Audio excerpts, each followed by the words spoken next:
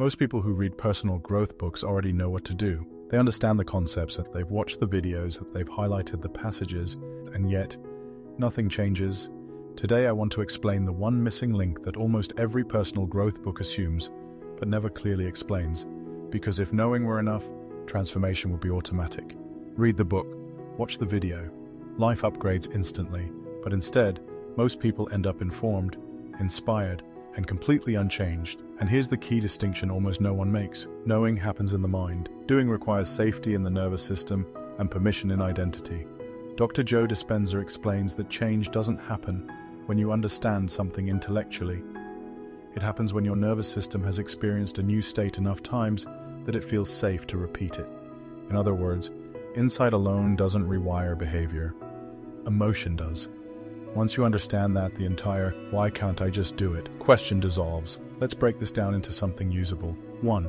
Action would collapse an old identity. The first reason knowing doesn't translate into action is that action threatens identity. If you actually do the thing consistently, you don't just get results, you become someone else. That threatens who you've been, how people relate to you, and the story that explains your past. Your nervous system quietly asks, if I fully step into this, who am I no longer allowed to be? This is why staying in potential feels comfortable. Potential has no consequences. Embodiment does. So the first move isn't motivation, it's shrinking the identity threat. Instead of telling yourself, I'm committing to this, you tell yourself, I'm running a short experiment. 7 days.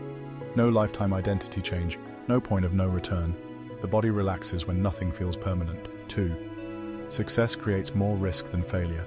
The second reason knowing doesn't become action is that success feels riskier than failure.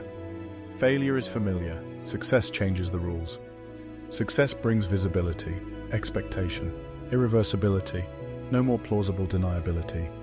Napoleon Hill wrote that people fear success because once it works, excuses disappear.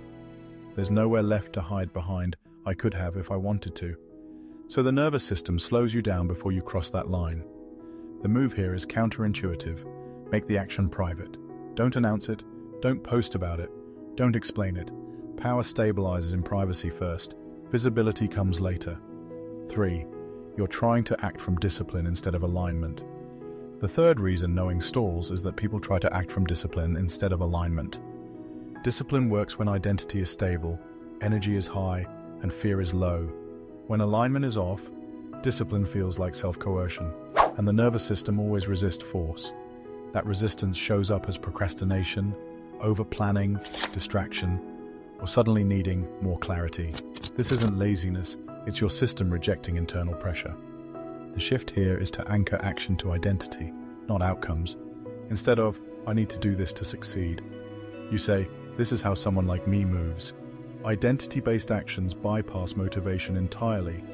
This is the same principle behind acting as if, but stripped of performance and pretending. You're not faking confidence, you're rehearsing coherence. 4. The action conflicts with an unexamined belief. The fourth reason knowing doesn't turn into movement is hidden belief conflict. Not conscious beliefs, subtle ones. If I fully commit, I might lose freedom. If I show up powerfully, I'll be judged. If I succeed, relationships will change. If I get what I want, something else will be taken. These beliefs don't live in logic, so logic can't fix them. David Guillaume often talks about certainty beyond logic, not emotional hype, not blind belief, but a deep internal coherence where action doesn't feel like betrayal of self. Dr. Joe Dispenza explains that when emotional memory contradicts conscious intention, the body wins every time. The move here isn't arguing with the belief, it's asking a better question. Instead of, why can't I just do it? Ask, what is this hesitation protecting? That question turns resistance into information. 5. You're waiting for emotional certainty, which never comes first. And finally, the fifth reason knowing stays stuck is waiting for emotional certainty. Most people are unconsciously waiting to feel confident, motivated, aligned, or certain before acting. But clarity doesn't precede movement. Movement creates clarity. Esther Hicks often says momentum generates alignment, not the other way around. Emotion follows direction. In the same way, David Guillaume explains that certainty doesn't come from feeling ready. It comes from moving before the feeling arrives. Certainty is not an emotion. It's a decision that stabilizes after action. So the rule becomes simple. I move with the discomfort, not after it. Discomfort isn't danger, it's unfamiliarity. Small embodied action teaches the nervous system that movement is safe. That's the missing link. You don't need more insight, you don't need better techniques, you don't need another book. You need actions small enough to feel safe, private enough to stabilize, and identity aligned enough to repeat. You're not stuck. You're mid-transition between identities, and thresholds aren't crossed by understanding. They're crossed by embodied proof.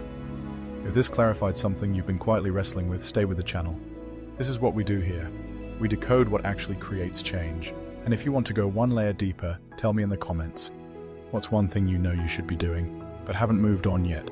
That's where the real work begins.